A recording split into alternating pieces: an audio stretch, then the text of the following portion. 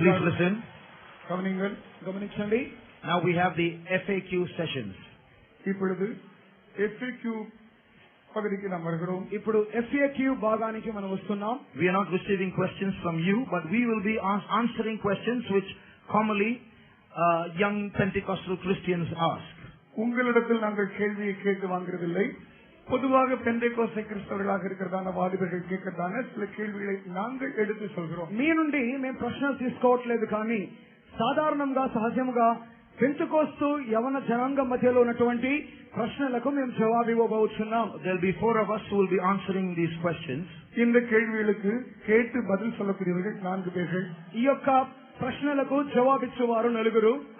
As each servant of God comes forward, they will tell you the question and give you the answer. ஒவ்வொரு கர்த்தருடைய ஊழியக்காரர்களும் முன்பாக வந்து கேள்வியும் அதுக்குரிதான பதிலையும் சொல்வார்கள். ప్రతి ఒక్క దైవ సేవకులు వారు ముందుగా వచ్చి ప్రశ్నయు దానికి తగిన జవాబును ఇచ్చుదురు.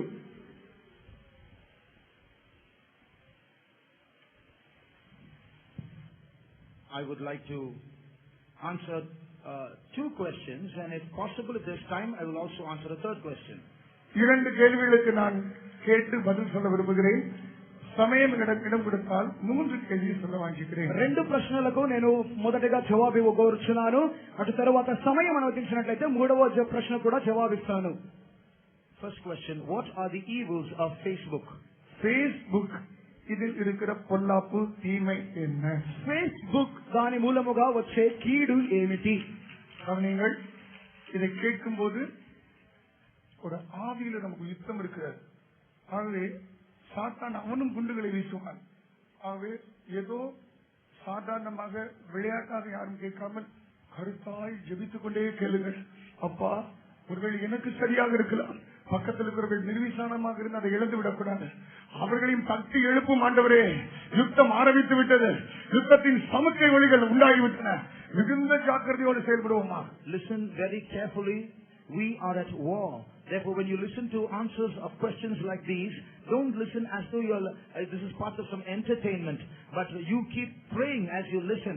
Pray, even if you're not entangled in this, there are others here who are entangled in this, and you pray that as they listen to this, God might deliver them. దయచేసి గమనించండి, ఈ యొక్క ప్రశ్నలు కేవలము ఏదో ఆహ్లాదం కొరకు ఆనందం పడడానికి కాదు, కానీ ఈ యొక్క సమస్యలలో ఉన్న ఒకవేళ మీరున్నట్లయితే దేవుడు ఈ యొక్క సమస్యలోనే మిమ్మల్ని విడిపించినట్లుగా ప్రార్థించండి.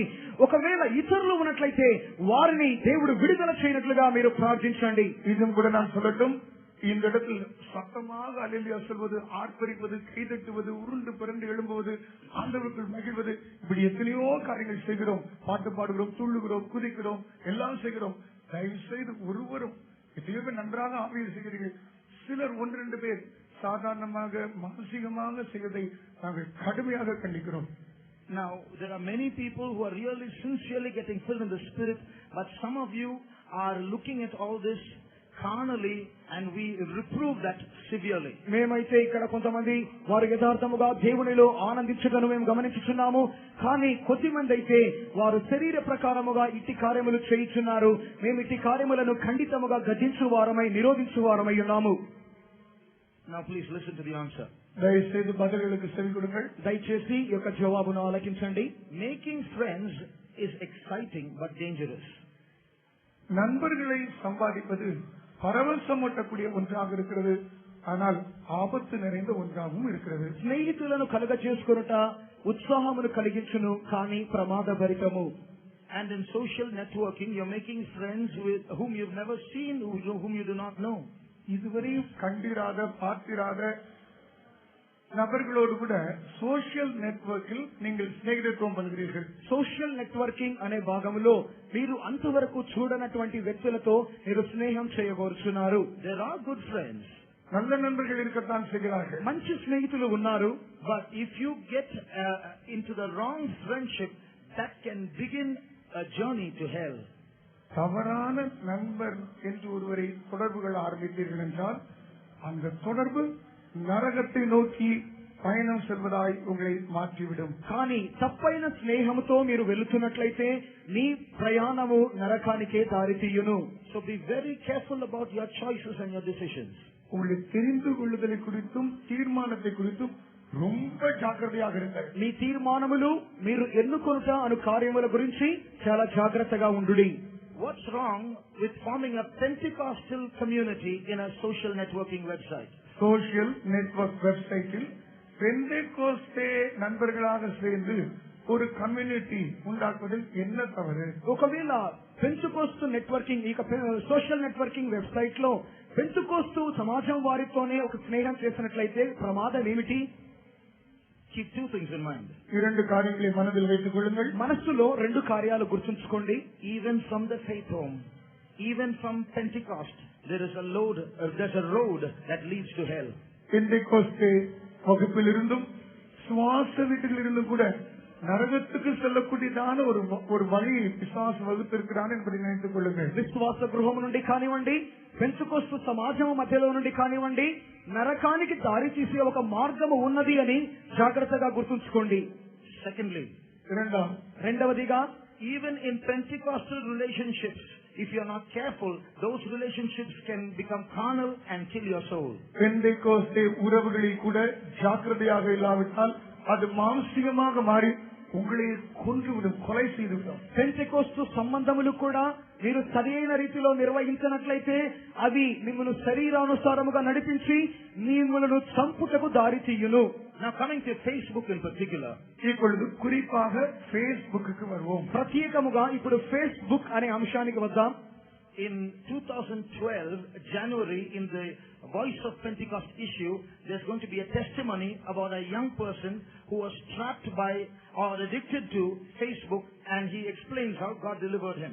ஃபேஸ்புக்கு அடிமையாக இருந்து இவ்விதமாக அதில் பாதிக்கப்பட்ட பிற்பாடு விடுதலையான ஒருவருடைய சாட்சி 2012 ஆண்டு జనవరి మాసం நம்முடைய వాయిస్ ఆఫ్ పెంటెకోస్ట్ వర இருக்கிறது. 2012 సంవత్సరము జనవరి నెలలో వాయిస్ ఆఫ్ పెంటెకోస్ట్ పత్రిక మాసపత్రిక యందు ఒక యవనస్తుని యొక్క సాక్ష్యము, అతడు ఏ రీతిగా ఇక ఫేస్బుక్ నందు ఇరికించబడిన వాడై, చిక్కుకొనిన వాడై, దాని యొక్క పరిణామాల మూలంగా బాధింపబడి చివరిగా ఏ రీతిగా విడుదల పొందబడి ఉన్నాడో అతని అనుభవ సాక్ష్యాన్ని మీరు చదువుకొనగలరు.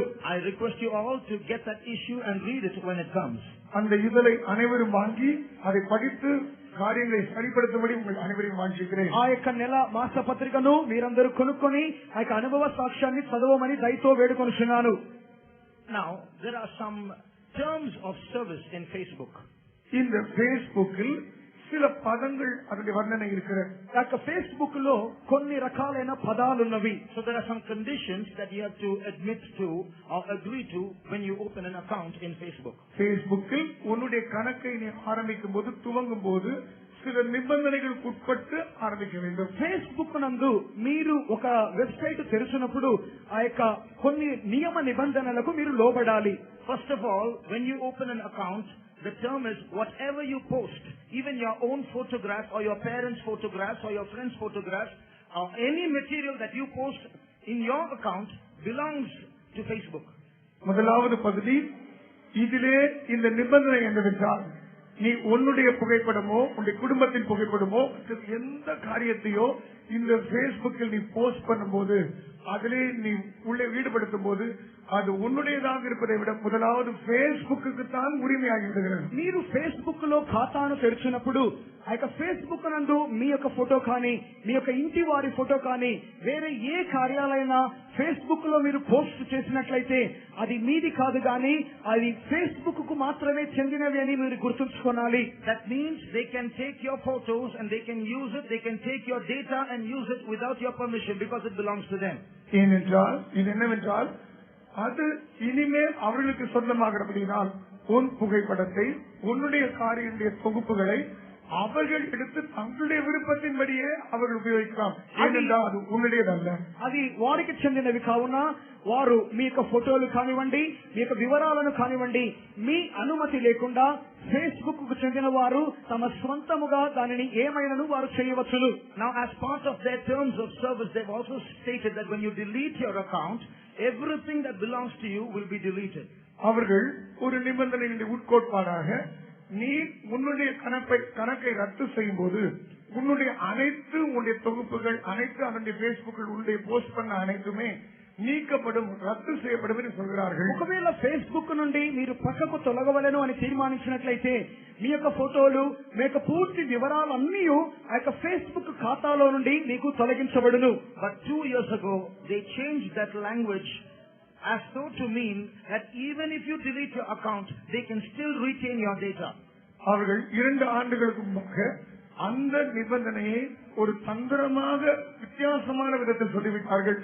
நீங்கள் உங்களுடைய கணக்கை ரத்து செய்தாலும் நீங்கள் உங்களுடைய கொடுத்ததான அத்தனை போஸ்ட் பண்ணின காரியங்களை நாங்கள் எங்களுடைய பத்திரத்திலே வைத்திருப்போம். కానీ 2 సంవత్సరాల క్రితము వారు నియమ నిబంధనలను కుయుక్తిగా వేరొక రకముగా మార్చి మీ యొక్క వివరాలను, మీ యొక్క ఫోటోలను ఒకవేళ మీరు ఫేస్బుక్ నుండి పక్కకు తొలగినప్పటికీ వారు వాటిని భద్రముగా జమ చేస్తారు అని చెప్పి ఉన్నారు. They have not said that they will retain it, but they have removed the promise of deleting it. அவர்கள் எடுத்து விடுவோம் என்று சொல்லவில்லை. அவர்கள் அர்த்தம் என்னவென்றால் நாங்கள் அழித்து விடுவோம் என்கிற அந்த பகுதியை மாத்திரமே அவர்கள் தக்க வைத்துக் கொண்டு அதை நிறுத்திவிட்டார்கள். వారైతే మేము పూర్తిగా తీసివేస్తాము అని చెప్పలేదు, కానీ అది ఆ విధంగా ఉంచుకుంటాము అని మాత్రమే చెప్పి ఉన్నారు.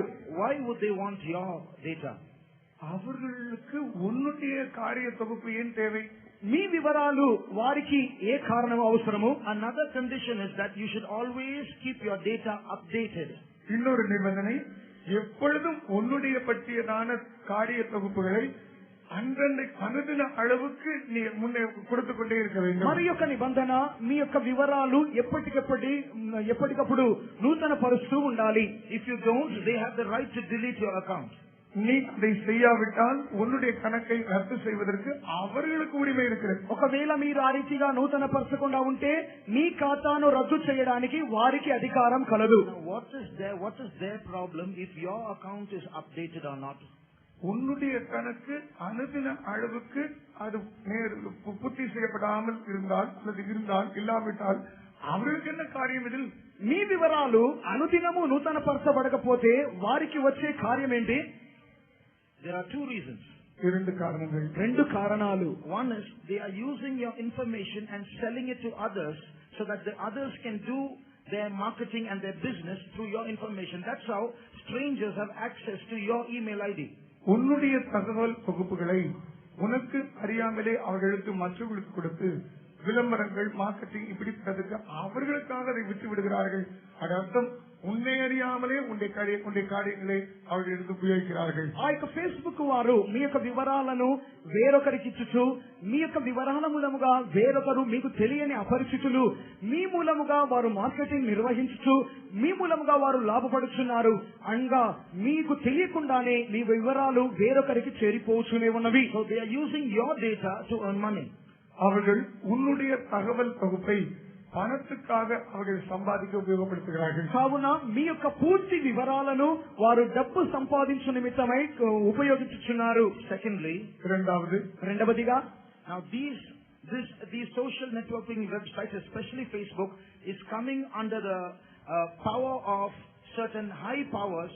So they are going to use this as a database for later world control. இப்பொழுது இந்த சோசியல் நெட்வொர்க், முக்கியமாக பேஸ்புக்கை பற்றி சொல்லும் போது, உன்னுடைய தகவல் தொகுப்புகளை இந்த உலகத்திலே பெரிய மேல்மட்டமான ஒரு குழு இருக்கிறது. அவர்கள் அதை எடுத்து உபயோகப்படுத்தி பிற்காலத்தில் தங்களுடைய నన్மைకెందు ఉపయోగించే కాத்துக் கொண்டிருக்கிறார்கள். ఇక సోషల్ నెట్వర్కింగ్ వెబ్సైట్ అన్నది ప్రత్యేకంగా ఫేస్బుక్ అన్నది మీ యొక్క సమాచారము ఈ యొక్క లోకములో ప్రపంచ శక్తులు అని కొంత వ్యక్తులు ఉన్నారు. వారి యొక్క డేటాబేస్, వారి యొక్క సమాచార నిర్వహణలోనికి మీ పూర్తి సమాచారం చేరిపోతుంది. కావున వారి యొక్క ఆధీనంలోనికి మీ సమాచారం చేరును. So if you have an account on Facebook, you are in serious trouble. If you delete your account because you are listening to this, you are still in trouble. நீ உன்னுடைய கணக்கை பேஸ்புக்கில் வைத்திருப்பாய் என்றால் பயங்கரமான ஆபத்துக்குள் போய் நீ சிக்கி இருக்கிறாய். ఒకవేళ நீ உன்னுடைய அக்கௌண்டை இப்பொழுது ரத்து செய்தாலும் இன்னும் பிரச்சனைக்குள் தான் இருக்கிறாய். నీవు ఫేస్బుక్ లో ఉన్నట్లయితే నీ ఖాతా, నీవు ప్రమాదంలో ఉన్నావు. నీవు ఒకవేళ నీ ఖాతాను రద్దు చేసినా కూడా నీవు ప్రమాదంలోనే ఉన్నావు. Because they still have the data that you have already posted. ஏனென்றால் நீ ஏற்கனவே போஸ்ட் பண்ணதான உன்னுடைய தகவல் தொகுப்பு அவர்கள் கையில் மாட்டிவிட்டதே. ఎందుకనగా నీ సమాచారం నువ్వు ఇంత ముందుగా పోస్ట్ చేసి ఉన్నావు కదా, అది ముందుగానే వారి దగ్గర ఉన్నది. There's much more to say, but I will stop. இன்னும் சொல்வதற்கு அதிக விஷயங்கள் உண்டு, நான் நிறுத்தி விடுகிறேன். చెప్పడానికి ఇంకా ఎంతో ఉన్నది, కానీ ఇంతటితో ముగించుచున్నాను. The best you can do is delete your account as soon as possible so that your data might be outdated after some time. நீ செய்யக்கூடிய சிறந்த காரியம் என்னவென்றால் உன்னுடைய கணக்கை ரத்து செய்துவிடு. இதனால் செய்யக்கூடிய குறைந்தபட்ச லாபம் என்னவென்றால் உன்னுடைய தகவல் தொகுப்பு அனுதின அளவுக்கு அது நிறைவு பெற்றதான அளவுக்கு நிறுத்தப்பட்டிருக்கும். దీనిని వినుచుండగా సాధ్యమైనంత వరకు నీ యొక్క ఖాతాను ఫేస్బుక్ లో నుండి తీసివేసుకొనుము. దీని మూలముగా కొద్ది కాలమునకు సాధ్యమైనంత వరకు నీ యొక్క సమాచారం అన్నది అది పాత సమాచారముగా నీకు సంబంధించని సమాచారముగా మారిపోవచ్చును. In a faith home in Canada, there was a girl who had evil spirits in her. கனடாவில் இருக்கின்றான விசுவாச வீட்டில் ஒரு பெண் பிள்ளை வந்தால் அவளுக்கு பிசாசு பிடித்திருந்தது. కెనడాలోని విశ్వాస గృహంలో ఒక అమ్మాయి వచ్చినది. ఆ అమ్మాయికి అపవిత్రాత్మ పట్టి ఉన్నది. The different spirits were telling their names. பல ஆவிகள் தங்களுடைய பெயர்களை சொல்லிக் கொண்டிருந்தன. అనేక దుష్టాత్మలు తమ పేర్లు చెప్పుచూ వచ్చుచున్నవి. One spirit said, "My name is Facebook." ஒரு ஆவி சொன்னது என்னுடைய பேர் Facebook. ఒక దుష్టాత్మ చెప్పింది నా పేరు Facebook. So if you have an account, you are having a dealership with a demon. உனக்கு அதிலே Facebookல் கணக்கு இருந்தால் உனக்கு Facebook பிசாசோடு கூட உனக்கு தொடர்பு இருக்கிறது. ఒకవేళ నీ పేరు ఫేస్బుక్ లో ఉంది అన్నట్లయితే నీకు దయ్యముతో వ్యాపార సంబంధం ఉన్నట్లే. Young brother, young sister, remember this is war. వాలిబనే తమ్మి తంగైమార్ కవనీయుங்கள், ఇది ఒక యుద్ధం. ప్రియ యవన సహోదరుడా సహోదరి, ఇది ఒక యుద్ధము అని గమనించండి. So before you leave this camp, you have to make definite decisions. It's either heaven or hell. It's either life or death. There is no standing in between. நீ இந்த கேம்பை விட்டு வெளியே செல்வதற்கு முன்பாக பரலோகமா நரகமா, ஜீவனா மரணமா, இந்த ரெண்டுக்கு நடுவே ஒரு தீர்மானத்தை தெரிந்து விடுவதை செய்ய வேண்டும். నడువిలే నిற்கிறது என்பதே இல்லை. ఈ యవనస్తుల ముఖాము ముగించబడే లోపు పరలోకమా నరకమా, జీవమా మరణమా, ఈ రెండింటిలో ఏదో ఒకటి కోరుకొనండి. మధ్యలో నిలబడే అవకాశమే నీకు లేదు. Today, if you make a determination to delete your account, God will protect you against the powers of the Antichrist. இன்னைக்கு உன்னுடைய கணக்கை Facebookலோ அல்லது சோஷியல் நெட்வொர்க்கில் இருந்து ரத்து செய்ய தீர்மானிப்பாய் என்றால் கர்த்தர் உன்னுடைய ஜீவத்தை பொறுப்படுத்தி அதிலே உன்னை யுத்தம் செய்வார். He will deliver you from the powers of the Antichrist. அந்த கிறிஸ்துவின் வல்லமையிலிருந்து கர்த்தர் உன்னை விடுதலை ஆக்குவார். సోషల్ నెట్వర్కింగ్ నుండి, ఫేస్బుక్ లో నుండి ఈ దినమే నీకు ఖాతాను రద్దు చేసుకునే నిమిత్తమై నీవు తీర్మానించినట్లయితే దేవుడు నీ తీర్మానాన్ని అంగీకరించి అంత్యక్రీస్తు యొక్క అధికారంలో నుండి నిన్ను తప్పించును. Now, if you make a determination to delete your account, God will give you a divine protection.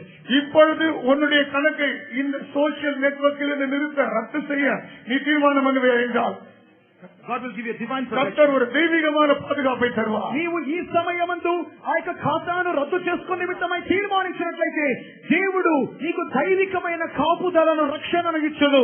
For God to see and for the devil to see. Those who will say, "I will delete my account as soon as I get home," put up your hands. இதோ எனக்கு முடிந்த அளவுக்கு சீக்கிரமாக போய் என் கணக்கை ரத்து செய்து விடுவேன் என்று தேவன் பார்க்கட்டும், அந்த சாத்தானை பார்க்கட்டும் என்று தீர்மானம் எடுக்கிறவர்கள் இந்த கரங்களை உயர்த்த. ఈ యొక్క యవనస్తుల ముఖాము ముగించబడిన వెంటనే నేను ఇంటికి వెళ్లి ఆ యొక్క ఫేస్బుక్ లో నుండి నా ఖాతాను రద్దు చేస్తాను అని తీర్మానించిన వారు మీ చేతులు పైకెత్తండి. దేవుడును సాతానును చూడనివ్వండి. Do you know heaven is rejoicing as you put up your hands? உனக்கு தெரியுமா, உன் உயர்த்தின கரங்களை பார்த்து பரலோகம் சந்தோஷப்பட ஆரம்பித்திருக்கிறது. మీరు ఎత్తిన చేతులను చూసి పరలోకము సంతోషించుచున్నది. Satan is bowing his head in shame as you put up your hands. உன் கரங்களை உயர்த்தின வேளையில் சாத்தான் தலையை கீழே குனிந்து அவன் வெட்கப்பட்டுக் கொண்டிருக்கிறான். మీరు చేతులెత్తగా సాతాను చూసి సాతాను తలను కింద పడవేసి సిగ్గుతో తలవంచుకొని ఉన్నది. Let this be from the depth of your heart. இது உள்ளத்தின் அடி ஆழத்தில் இருக்கட்டும். ఇది నీ హృదయాంతరంగములో నుండి ఉండనివ్వండి. You must do it because you love Jesus. இயேசுவே, நான் உம்மை நேசிக்கிறேன், அதனால் இந்த தீர்மானம் செய்கிறேன் என்று சொல்லுங்கள். మీరు యేసును ప్రేమించుచున్నందు వలన ఈ తీర్మానం చేయండి. May the grace of the Lord Jesus Christ be with all those who lifted up their hands now. இதோ கரங்களை உயர்த்தின உங்கள் அனைவர் மேலும் கர்த்தராகிய இயேசு கிறிஸ்துவின் கிருபை உண்டாவதாக. చేతులెత్తిన ప్రతి వారి మీద దేవుని యొక్క అపరిమితమైన కృప కలుగునుగాక. Hallelujah. Hallelujah. Another question. மற்றொரு கேள்வி. మరి ఒక ప్రశ్న, how do I hear God's voice? தேவ சத்தத்தை நான் எப்படி கேட்பது? దేవుని స్వరాన్ని నేను ఏ రీతిగా వినగలను? First of all, I want to settle a misunderstanding. முதலாவது, ஒரு தவறான விளக்கத்துக்கு ஒரு தீர்வை கொடுக்க வாஞ்சிக்கிறேன். మొదటిగా కొన్ని రకాలైన అపార్థాలకు నేను వివరణ ఇవ్వాలని కోరుచున్నాను. God's voice is not audible. You can't hear it with the ears. It's very rare that you will hear God's voice with your physical ears. தேவனுடைய சத்தம் என்று சொல்லும்போது உன்னுடைய சரீர பிரகாரமான மாம்சீக காதுகளை வைத்து கேட்பது என்பது மிகவும் அரிதான ஒன்றாகும். దేవుని స్వరము అన్నది సహజముగా మన యొక్క శరీర ప్రకారమైన చెవుల మూలముగా వినుట అన్నది చాలా తక్కువ సందర్భములలో మాత్రమే జరుగును. God's voice is a communication without a necessary audible sound being heard.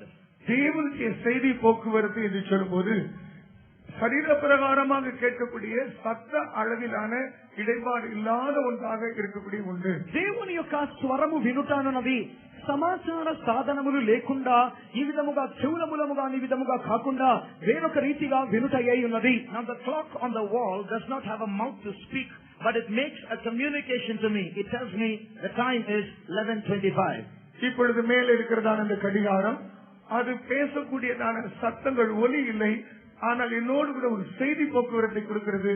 இப்பொழுது நேரம் 11:25 ஆயிற்று என்று சொல்கிறேன். ఇప్పుడు ఎదురుగా ఉన్న గడియారం అన్నది అది మాట్లాడడానికి దానికి నోరు లేదు, కానీ అది చూపుల మూలముగా మాత్రమే అది సరైన సమయము 11:25 అయింది అని సమాచారాన్ని వ్యక్తపరుస్తున్నది. Don't read now, but in Psalm 19 and the first 3 verses, 19వ సంగీతం முதல் 3 வசனங்களை இப்பொழுது வாசிக்க வேண்டாம், அதில் இப்படி இருக்கிறது. కీర్తనలు 19వ అధ్యాయము మొదటి 3 వాక్యములు ఇప్పుడు చదవనవసరం లేదు, అందులో ఈ విధముగా ఉన్నది. The heavens declare the glory of God. வானங்கள் தேவனுடைய மகிமையை வெளிப்படுத்துகின்றன, விவரிக்கின்றன. ఆకాశములు దేవుని మహిమను మహత్యమును బయలుపరచుచున్నవి. Day unto day uttereth speech. That means God's voice is being heard.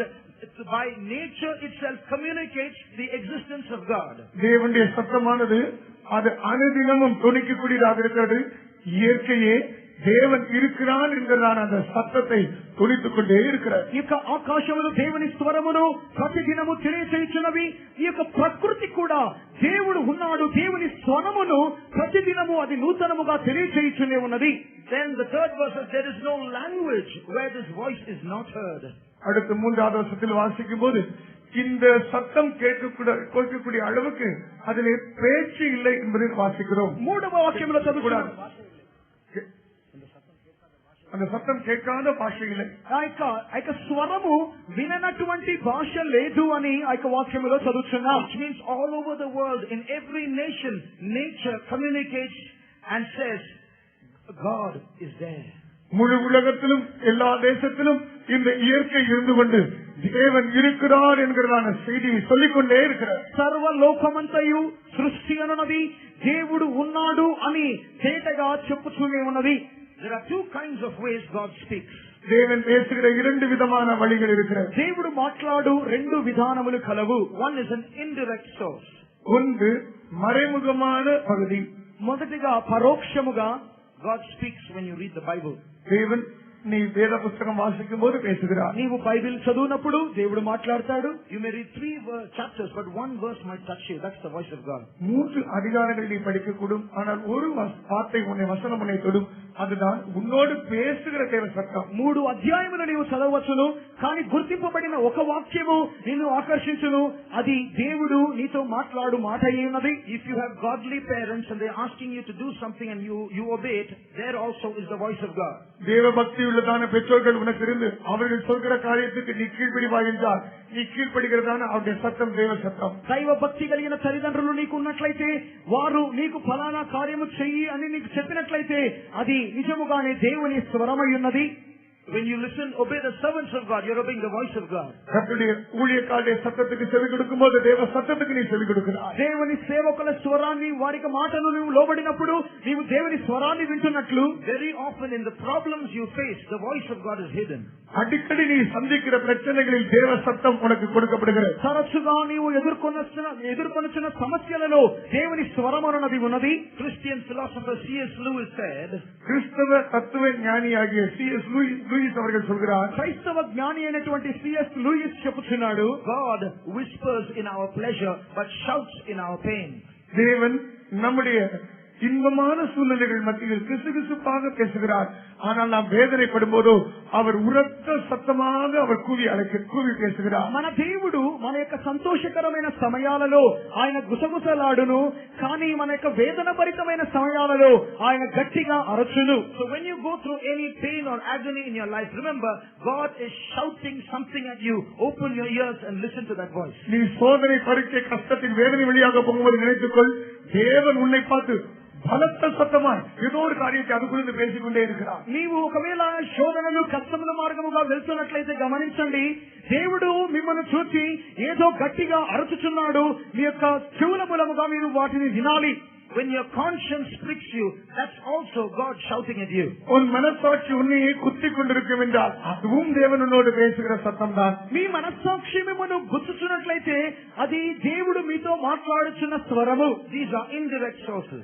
இவைகள் எல்லாம் மறைமுகமான பகுதியில், ఇవన్నీ పరోక్షమైన పద్ధతులు. When you learn to obey these indirect sources of the voice of God, தேவனுடைய மறைமுகமா இருக்கிறதான இந்த பகுதியின் சத்தத்தை புரிந்து கொள்ள நீ கற்றுக்கொள்ளும் போது, దేవుని యొక్క ఈ విధమైన పరోక్షకరమైన మార్గములను ఈ యొక్క స్వరమును వినుటకు మీరు నేర్చుకున్నట్లయితే, then slowly you will learn to be directly guided by God, which is called the guidance of the Spirit. நீ மெதுவாக நேரடியாக தேவனால் நீ பேசப்படுகிற சத்தத்தை கேட்கக்கூடிய இடத்துக்கு வருவாய். அதுதான் ఆవిயின் వழி நடத்தினால் நடத்தப்படுவது. మీరు కొద్ది కొద్దిగా దేవుని మూలముగా నడిపించబడే ఒక స్థానముకు రాగలరు. అది దేవుని యొక్క ఆత్మ నడిపింపు అను స్థానమై ఉన్నది. They that are led by the Spirit of God, they are the sons of God. దేవుని ఆవిயினால் நடத்தப்படுகிறவர்களோ அவர்கள் தேவனுடைய புத்திரராய் இருக்கிறார்கள். దేవుని ఆత్మ మూలముగా ఎందరు నడిపించబడుదురో వారు దేవుని కుమారులై ఉన్నారు. Those who have heard the voice of God, lift up your hands. దేవుని సత్తத்தை కేటవர்கள் కరங்களை ఉయర్తి. దేవుని స్వరాన్ని విన్నవారు ఎవరైనా ఉన్నట్లయితే చేతులు ఎత్తండి. Directly or indirectly, at least once in your lifetime. வாழ்க்கையின் சட்டத்தில் நேரடியாகவோ இல்ல மறைமுகமாக ஒரு தடவையாவது கேட்டிருக்கிற கரங்களை உயர்த்துங்கள். పరోక్షముగానైనను ప్రత్యక్షముగానైనను ఒక్కసారైనా దేవుని స్వరాన్ని విన్నవారు చేతులు ఎత్తండి.